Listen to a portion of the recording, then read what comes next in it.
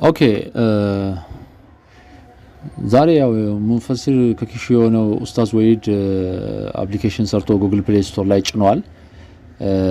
ስለ አፕሊኬሽኑ ዲቴል ለማውራት ሳይሆን በአፕሊኬሽኑ ውስጥ ባለው ይሄ የንጽጽር ይዘት ላይ አንድ በአፕሊኬሽኑ መጨረሻ ላይ የጳውሎስ ኩረጃ የሚለውን ፓርት ላይ ትኩረት አድርጌ ትንሽ ለማውራት ወዳለሁ። እሱ ምን ለማለት እንደፈለገና የሄደበትን አቅጣጫ በዚህ ጉዳይ ካሁን በፊትስ ምን ብሏል? እስልምናና ክርስትና ንጽጽር ላይ ብዙ ጊዜ በዚህ ጉዳይ ላይ የነበሩ እሳቤዎች ደግሞ ክርክሮች ነበሩ። ለዛ ምላሽ ለመመለስ የሄደበትን ርቀት እናያለን። ኦልሬዲ ለነገሩ በሙስሊሙ ዓለም ጳውሎስ አይወደድም። በዚህም አፕሊኬሽን ላይ ይሄ ጋር ብቻ አይደለም የጳውሎስ ኩረጃ የሚል ብቻ ሳይሆን የጳውሎስ ስህተቶች ብሎ ለብቻ ደግሞ ራሱን የሰጠው ርዕስ ሰጡት። ደግሞ ጳውሎስ ላይ ደግሞ ውርጅብኝ የሚመስል ንግግር ሲናገርም እናስተውላለን። በተለያዩ ጊዜም ስለ ጳውሎስ መልካም ሲያወራም አናይም። ይሄ በሱ ብቻ አይደለም። በአብዛኞቹ ሙስሊም ማህበረሰብ ጳውሎስ አይወደድም። ምክንያቱም የጳውሎስ ስብዕና ከጎላ የመሐመድን ስብዕና ስለሚያወርድ ማለት ነው። ወጣም ወረደም ግን ይሄ አሁን አፕሊኬሽን ከለቀቁት ከ3 ቀን በኋላ ኤዲት አድርገውት ነው ይሄ አሁን የምናየው ኤዲት የተደረገውን አፕሊኬሽን ነው የምናየው። በፊት ግን እንዲህ አልነበረም። ለዚህም ደግሞ እንዲያውም ይኸውና የጳውሎስ አልኮረጀምን ሚል ይኸው ለብቻ አለ እዚህ ጋር አንድ። እንዲሁም ደግሞ ወርታች ኮረደ እንደገና እንደዚሁ ጳውሎስ ጉዳይ የምናገኘው አለ። ጳውሎስ ይኸውና የጳውሎስ ስህተት ሚል ደግሞ እዚህ ጋር ደግሞ ሌላ እናገኛለን። ስለዚህ ከሞላ ጎደል ስለ ጳውሎስ ብዙ ለማውራት ሞክሯል። ጳውሎስን ዝቅ ለማድረግ ለማዋረድ ወይም ደግሞ ጳውሎስን ትክክለኛ ሐዋርያ እንዳልሆነ ለመግለጽ ነው። ይሄ ብዙ ጊዜ ንጽጽር ላይ የሚሰሩ ሰዎች በተለይ ከክርስቲያኑ ዓለም ንጽጽር ላይ የሚሰሩ ሰዎች ፕሮፌት መሐመድን እያንዳንዱን ገበናውን ለማጋለጥ ወይም ደግሞ ድክመቱን ለማሳየት የሚጠቀሙበት የጳውሎስን እያንዳንዱን የወንጌል ቃልን ነው። ስለዚህ ያ ድክመት እንዳይወጣ ግዴታ ጳውሎስ ምን መደረግ አለበት? ትክክለኛ አይደለም ስተት ሰው ነው ብሎ ጳውሎስ ጎልቶ መታየት አለበት ተብሎ ስለሚታሰብ ነው። ግን እኔ እስቲ ለዛሬ በዋናነት ኡስታዝ ወሂድ የጳውሎስ ኩረጃ ብሎ ያስቀው ነጥብ ላይ ምን ለማለት ፈልጎ ነው? ምን ተሳስቷል? ያ ብቻ አይደለም። እንዳጋጣሚ ሆኖ ደግሞ አፕሊኬሽኑን ሲለቅ ራሱ የሰራው ፎልት ነበር መጀመሪያ አፕሊኬሽኑ የተለቀቀ ጊዜ። እኔ ደግሞ ይሄንን ሪያክት ሰራለው ብዬ በኋላ ደግሞ እንዳይቀየር ብዬ በማሰብ ማለት ነው ስክሪንሾት አድርጌው ነበር እያንዳንዱን ፓርት። ከ3 ቀን በኋላ በአጋጣሚ በስራ ሁኔታ አልተመቸኝም ነበር። ከ3 ቀን በኋላ ግን ስገባ ደግሞ ምን አድርጎታል? ኤዲት አድርጎታል። ያ ግን ስክሪንሾት ስላለ አነጻጽረን ምን ዋሽቶ ነበር፣ አሁን ደግሞ ምን አደረገው፣ ለምን ቀየረው፣ ይሄን እያንዳንዱን ነገር በዲቴል እናየዋለን። የጳውሎስ ኩረጃ እውነት ጳውሎስ ኮርጇል? ከማንስ ኮረጀ? ማንነውስ ኮራጅ የሚለውን ነገር ዲቴል እናይበታለን። ኦኬ እሺ እንየው። እሺ እንቀጥል። እንግዲህ ኮራጁ ማን ነው የሚለውን ለማረጋገጥ በመጀመሪያ ደረጃ እስቲ ከአንድ ሁለት የቁርአን ጥቅሶች እንነሳ። ምክንያቱም ጳውሎስ ነው ኮራጅ ወይስ መሐመድ ነው ኮራጅ የሚለውን ለማረጋገጥ የመሐመድ ባህሪን ከራሳቸው ቁርአን እናውጣና እስቲ እናሳያቸው። በሱራ አልተውባ በ9ኛው ሱራ በ61ኛው ቁጥር ላይ ምን ይላል? እነሱም እነዚያ ነብዩን የሚያሰቃዩ እነርሱም ጆሮ ነው ወሬ ሰሚ ነው የሚሉ አሉ በላቸው ይላል። ለእናንተ የበጎ ወሬ ሰሚ ነው፣ በአላህ ያምናል ምናንንም ያምናል ይላል። እንግዲህ ይሄ የሚያሳየን ነገር ምንድነው? ጆሮ ወይም ደግሞ ወሬ ሰሚ ነው ይሉት እንደነበረ ይሄ የሚያሳየው ምንድነው? የሌሎችን ወሬ ሰምቶ ይናገር እንደነበረ ማሳያው አንዱ ይሄ ነው። ከቁርአን ላይ በሱራ አልተውባ ወይም 9ኛው ሱራ ላይ የምናገኘው ነገር ነው። ሌላው ደግሞ በቁርአን በሱራ አልፋርቃን 25ኛው ሱራ ላይ 4ኛውና 5ኛው ቁጥር ላይ ምን ይላል? እነዚያ የካዱት ይህ ቁርአን መሐመድ የቀጠፈው በደንብ ስሙ፣ በእርሱም ላይ ሌሎች ህዝቦች ያገዙት እንግዲህ በደንብ ስሙ፣ በእሱም ላይ ሌሎች ህዝቦች ያገዙት የሆነ ውሸት እንጂ ሌላ አይደለም አሉ። በእርግጥም በደልንና እብለትን ሰሩ። በዛው ሱራ ቀጥሎ ባለው 5ኛው ቁጥር ላይ አሉም የመጀመሪያዎቹ ሰዎች ተረቶች ናት አጻፋት፣ እርሷም በእርሱ ላይ ጧትና ማታ ትነበብበታለች ይላል። እንግዲህ የቁርአኑ ቃል እንደሚያሳየን በመሐመድ ዘመን የነበሩ ሰዎች መሐመድ ምን እንዱት እንደነበር ኮራጅ እንደነበርና ከቀድሞ ሰዎች እየወሰደ የተለያዩ ወሬዎችን ወይም ተረቶችን እየሰማ እንዴት ይነግራቸው እንደነበር አውቀውበት ራሳቸው ሪስፖንድ ያደርጉት እንደነበር እንትቡ ብለን አይተናል። እንግዲህ ይህን ካየን ዘንዳ ወደ አፕሊኬሽኑ እንምጣ። የጳውሎስ ኩረጃ በሚለው ርዕስ ስር ያስቀመጠውን ነጥብ እንግዲህ ጳውሎስን ሀሳብ ለማዋደቅ ሲጀምር ገና ጳውሎስ ብዙ ጊዜ ከጥንት ነቢያት ሲጠቅስ ስለሚሳሳት የሚጽፈው በመንፈስ ቅዱስ በጭራሽ አይደለም ብሎ እሱን በማዋደቅ ነው የጀመረው። ለዚህም እንደ ማስረጃነት የጠቀሰው ጥቅስ ከመጽሐፍ ቅዱስ በአንደኛ ቆሮንቶስ ምዕራፍ 2 ቁጥር 9 ነገር ግን ዓይን ያላያቸውን ጆሮም ያልሰማቸውን በሰው ልብም ያልታሰበውን አምላክ ለሚወዱት ያዘጋጀው ተብሎ እንደተጻፈው እንዲህ እንናገራለን የሚለውን ጥቅስ ነው የመዘዘው ሆን ብሎ። ምክንያቱም ይሄ ጥቅስ በቁርአኑ ላይ ወይም በመሐመድ ላይ የሚያመጣው ተጽዕኖ ስላለ ይሄን ዲፌንድ ለማድረግ ሆን ብሎ ጳውሎስ ተሳስቷል ብሎ ከዚህ ጥቅስ ነው የጀመረው። እንዲያውም ምንድን ያለው ይሄ ጥቅስ በየትኛውም በ39ኙም የመጽሐፍ ቅዱስ ክፍላት አንድም ቦታ አታገኙትም ብሎ በድፍረት ነው የተናገረው። ከየት ነው የጠቀሰው ጳውሎስ ይሄ? ስለዚህ ጳውሎስ ብዙ ጊዜ ከነቢያት ወይም ከቅዱሳን መጽሐፍት ወይም ከቀድሞ መጽሐፍት ሳይጠቅስ በሐሰት ወይም ደግሞ ከተሳሳተ መረጃ ነበር የሚያመጣው ብሎ እንደመነሻ ጳውሎስን ለመክሰስ የተጠቀመበት ይህን ርዕስ ነበረ። በጣም ይገርማችሁ አሁን ኤዲት አድርጎት ነው እንጂ በፊት ቀድሞ በለቀቀው አፕሊኬሽን ላይ አንዳንድ ሰው ራእየ ኤልያስን ሊጠቅስ ይችላል። ራእየ ኤልያስ ግን ፈጽሞ የውሸት መረጃ ነው። መጽሐፍ ቅዱስ ላይ ራእየ ኤልያስ የሚባል ነገር የለም ይልና ወደ ኢሳያስ ጥቅስ ይመጣል። ኢሳያስ 64:4 ግን ከዛ በፊት ግን እሱን ከማየታችን በፊት የበፊቱ አፕሊኬሽን ላይ እንዴት ነው የገለጸው፣ ከአሁን ላይ ደግሞ ሁለተኛ ጊዜ ኤዲት አድርጎት የለቀቀው ላይ በአፕሊኬሽኑ እንዴት ነው የገለጸው የሚለውን ስናይ መጀመሪያ በለቀቀው ላይ ያስቀመጠው ምንድነው?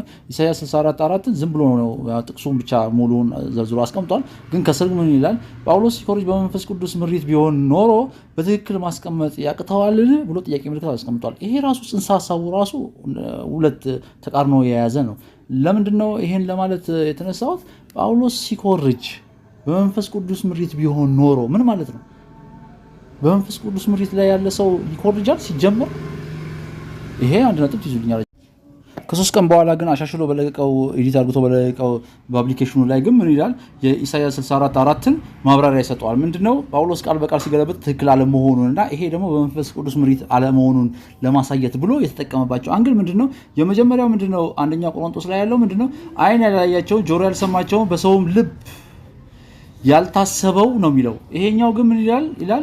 በጆሮአቸውም አልተቀበሉትም ዓይንም አላየችውም ይላል። ስለዚህ ሁለቱ አይጣጣምም፣ ተቃርኖ ያላቸው ወርዶችን የተጠቀመው። ይሄ ደግሞ ሲኮርጅ በትክክል አለመኮረጁን ያሳያል ብሎ ይሄን እንደ አመክንዮ ለማስቀመጥ ሞክሯል። ግን በዋናነት ደግሞ እዚህ ጋር መረሳት የሌለበት አንዱ ነጥብ ምንድነው ማየት ያለብን? ለቃሉ የሰጠው ትርጉም ነው። ምንድነው ለቃሉ የሰጠው ትርጉም? ጳውሎስ የኮረጀው ከኢሳያስ 64:4 ነው የኮረጀው። ግን ሲኮርጅ በትክክል አልኮረጀም። ኢሳያስ 64:4 ደግሞ ምንድነው የሚያሳየው? በባዕድ አምልኮ መስማትም መቀበልም ያቃታቸው ሰዎች ስለነሱ ነበር የሚናገረው እና ጳውሎስ በትክክል ባለመኮረጁ ነው እንጂ ኢሳያስ 64:4 ላይ ያለውን ነው የተናገረው። ምንድነው? ባዕድ አምልኮ ላይ ያሉ ሰዎች ይሄን አንደርስታንድ ማድረግ ያቃታቸው ወይም አዲስ አምላክ መቀበል ስላቃታቸው ለነሱ ተብሎ የተጠቀሰ ነው አለ። ይሄ ማለት በጣም ብልጥና አንደርስታንድ አድርግቶ መረጃን የማፋለስ ነገር ለምን ራሱን ለማዳን ሲል ማለት ነው ያልተባለን ትርጓሜ ከሌላ ጋር አገናኝቶ የመስጠት ይሄ በጣም ያነበበና በብልጠት መሰሪነት ተረጎመ አተረጓጎም ነው። ለምን እውነታውን ላሳያችሁ የቱ ጋር እንደሆነ ክፍተቱን እውነታውን የቱ ጋር እናገኘዋለን? እዚህ ጋር እናገኘዋለን። በመጀመሪያው አፕሊኬሽን ላይ የነበረ ግን ከዛ በኋላ ኤዲት አድርግቶት ከሶስት ቀን በኋላ በለቀቀው አፕሊኬሽን ላይ ግን ያስወገደው ነጥብ እዚህ ጋር ፍንትው አድርግቶ ያሳየናል። ምን ይላል? ይህ ሆኖ ሳለ በመቀጠል ነብያችን በአንደኛ ቆሮንቶስ ምዕራፍ 2 ቁጥር 9 ላይ እንደኮረጁ ለማስመሰል ሲቃጣው ይህንን ሐዲስ ይጠቅሳል ይላል። የትኛውን ሐዲስ? ኢማም አልቡኻሪ እዚህ ጋር መጽሐፉና የሐዲሱን ቁጥር ተሳስቷል ሲያስቀምጠው ራሱ ማለት ነው። እሱ በስህተት ያስቀምጠው የሐዲስ ቁጥር ቡክ 65 ሐዲስ ነምበር 302 የሚያሳየው ይሄ ነው። የሚያወራውም ስለ ጆርኒ ቱ ካይባር ነው። ናሬትድ ያደረገውም ደግሞ ወይም ደግሞ የዘገበውም ደግሞ ስዋድ ቢን አን ኑማን ነው። ዋናው የሐዲስ ቁጥር ግን ይሄኛው ነው። ማን ነው የዘገበው? ናሬትድ ባይ አቡ ሁሬራ ነው። ሀዲስ ቁጥሩም ደግሞ ቡክ 97 ሀዲስ 123 ላይ ያለው ነው። ይሄ ነው ትክክለኛው ማለት ነው። አንድ የሀዲሱ ቁጥር ተሳስቷል፣ ግን በዋናነት ግን መጥቀስ የተፈለገችው ነጥብ ደግሞ ይሄ ነው። ይኸውና ትራንስሌት ሲደረግ ምንድን ነው የሚለው? በስር አይን አይቶት የማያውቅ ጆሮ ሰምቶት የማያውቅ እና በሰው ልብ ውልብ ብሎ የማያውቅ ጸጋን አዘጋጀንላቸው የሚለው ነው እንግዲህ ማለት ነው። ይሄን ነው። ይሄ በቀጥታ ከየት ነው? ከጳውሎስ መልእክት የመጣ ነው። ግን ላለማስመሰል ይሄ የሚያወራው ስለምንድን ነው አለ? ይሄ የሚያወራው ስለ ጀነት ነው ወይም ደግሞ ስለ ገነት ነው አለ። ቅድም ምን አለ? ከኢሳይያስ 64 ጋር በማገናኘት የሚያወራው ምንድነው? አዲስ ስለማያውቁት አዲስ አምላክ ስለመጣላቸው ሰዎች መደናገራቸውን ለማሳየት ነው አለ። እዚህ ጋር ግን ዋናነት ምንድን ነው? ራሱ በዘገበው ላይ ማለት ነው። ይሄ ሐዲስ የሚያወራው ስለማን ነው አለ? ስለ ጀነት ነው አለ። የጳውሎስን ግን ስለ ጀነት አይደለም የሚያወራው አለ። እሺ በሱ ነጥብ ላይ ተመስርተን ደግሞ የእኛን ደግሞ መረጃ እናምጣ። በመጀመሪያ ደረጃ አንድ ነገር ብሎ ነበር ካስታወሳችሁ ማለት ነው። በየትኛው በ39 የመጽሐፍ ቅዱስ ፓርት ላይ በየትኛው የመጽሐፍ ቅዱስ ክፍል ላይ ይሄን ጥቅስ አይገኝም ጳውሎስ ያለው። አንዳንድ ሰዎች ከራእየ ኤልያስ ላይ ነው ወስዶ ያመጣው ይላሉ። ራእየ ኤልያስ ደግሞ የመጽሐፍ ቅዱስ ፓርት ስላልሆነ ጳውሎስ ወዥበር ሲልበት በመንፈስ ቅዱስ ሳያማክል ካሻው ቦታ አገኘው ብሎ በስህተት ይናገራል። ሲኮርጅ እንኳን በትክክል አይኮርጅም እያለ በጣም ጳውሎስን ስህተት እንደሰራ ወይም ደግሞ እንደተሳሳተ አድርጎ ለማስቀመጥ ሞክሯል። እስቲ ዋናው የእኛ ትርጓሜ መጽሐፍ ምን ይላል? ይኸው የትርጓሜ መጽሐፋችን ላይ ምን ይላል? ይህንን አስመልክቶ ማለት ነው። ይኸው ትርጓሜ መጽሐፋችን ላይ አይን ያላየውን ጆሮ ያልሰማውን እያለ ይኸውና በትርጓሜ በእንግሊዝኛው በአማርኛውም አለ። በዋናነት ግን ሜንሽን ወዴት ያደርገናል? ይሄ የትርጓሜ መጽሐፋችን ማለት ነው። በቀጥታ ሁለት ነገር እዚህ ጋር እናያለን። አንደኛ ከኢሳይያስ መወሰዱን ያሳየናል የትርጓሜ መጽሐፋችን። ሁለተኛ ደግሞ ትርጓሜ መጽሐፋችን ላይ ምን ያሳየናል? ከመቃቢያን በዋናነት ከመቃቢያን መምጣቱን፣ ሌላው ደግሞ ራእየ ኤልያስ ከሱም ላይ መወሰዱን ያሳየናል። ይሄ የትርጓሜ መጽሐፋችን ማለት ነው። እሺ እስቲ መቃቢያን ላይ ምን ይላል ወደሚለው ደግሞ እንሂድ። አንደኛ መቃቢያን ምዕራፍ 14 ቁጥር 20 ላይ ይህንን ክሊር ወይም ደግሞ ግልጽ አድርግቶ ያስቀምጥልናል። እስቲ ምን ይላል? ያው ልብ አድርጎ እዚህ ጋር እንግዲህ ደስ የምታሰኝ ገነት ስለማን እያወራ ነው? ገነት። ቅድም ምን አለ ጳውሎስ? ስለ ገነት እያወራ አይደለም። ኢማም አልቡኻሪ ላይ የተዘገበው ላይ ግን ነቢያችን ግን ስለ ገነት ነበር የሚያወራው አለ። ይኸው ግን መቃቢያን ምን ብሎ ይጀምራል? ደስ የምታሰኝ ገነት ይላል። ከዛስ አይን ያላየውን ጆሮም ያልሰማውን በሰው ልቦናም ያልታሰበውን እግዚአብሔር በባህሪያት ሳሉ ደስ ያሰኙትን ለሚወዱት ለአብርሃም፣ ለይስሐቅ፣ ለያዕቆብ ያዘጋጀውን ለሚወዱት ያዘጋጀውን ቃል በቃል። እሺ ይሄን ደግሞ እንደገና እስቲ እዛ የቆሮንቶስ 2:9 ላይ እንሂድና እንየው ምን እንደሚል ቃል በቃል ምን ይላል? ቃል በቃል ነገር ግን አይን ያላየችው ጆሮም ያልሰማው በሰው ልብ ያልታሰበው አምላክ ለሚወዱት ያዘጋጀው። እንግዲህ ያይነዱ ቃል እዚህ ጋር ምን ይላል? ደስ ላሰኙት ለሚወዱት ያዘጋጀው ይላል። አያችሁ፣ ቃል በቃል ማለት እንደዚህ ነው። ስለማን ነው የሚያወራው? ስለ ገነት። ሐዲሱ ስለምን ያወራል አለ? ያው እሱ እንዳስቀመጠው ስለ ጀነት። ስለዚህ ማን ከማን ወሰደ የሚለው አሁን ክሊር የሆነ ይመስለኛል። ጳውሎስ ነው ኮራጅ ወይስ መሐመድ ነው ኮራጅ የሚለው ምን አለ? እንዲያ በባትሪ ቢፈልጉ ከመጽሐፍ ውስጥ አንድም አታገኙም ብሎ ነበር። ይሄው አገኘን። እንግዲህ ጎልጉለን አወጣንልህ በመረጃ። ያው ኮራጅ ማን ነው? ያው ጆሮ ተብሎ የተጠራው ያው ኮራጅ ነው ማለት ነው። ይሄ ግልጽ ነው። በአዲሱ ኤዲት አድርጎት ከ3 ቀን በኋላ ኤዲት አድርጎት የለቀቀው ያው ውሸቱን ሊያጋልጥበት የሚችሉትን ቆራርጦ ሐዲሱን ማስወግዶ ኤዲት አድርጎት የለቀቃቸው ጽሁፎች እነዚህ ናቸው። ሄዳችሁ ማየት ትችላላችሁ። የጳውሎስ ኩረጃ የሚለው ላይ አሁን ያ እኔ የጠቀስኩትን አታገኙትም። የምታገኙት ይሄን ነው። እንዲሁ አንዳንድ ዕብራይስጥና ግሪክ አለቻ ጣልጣል የሚያደርጋት እሷን ብቻ ከተት አድርጎት ኤዲት አድርጎት አመጣው እውነታውን ለመሸፈን ወይ ለመደበቅ ስትነቃበት ማለት ነው። እንግዲህ ምን ማድረግ ይቻላል? አስበላን በለኛ። እኔም እንደዛ ልጅ ወሂድ ትሰማለህ?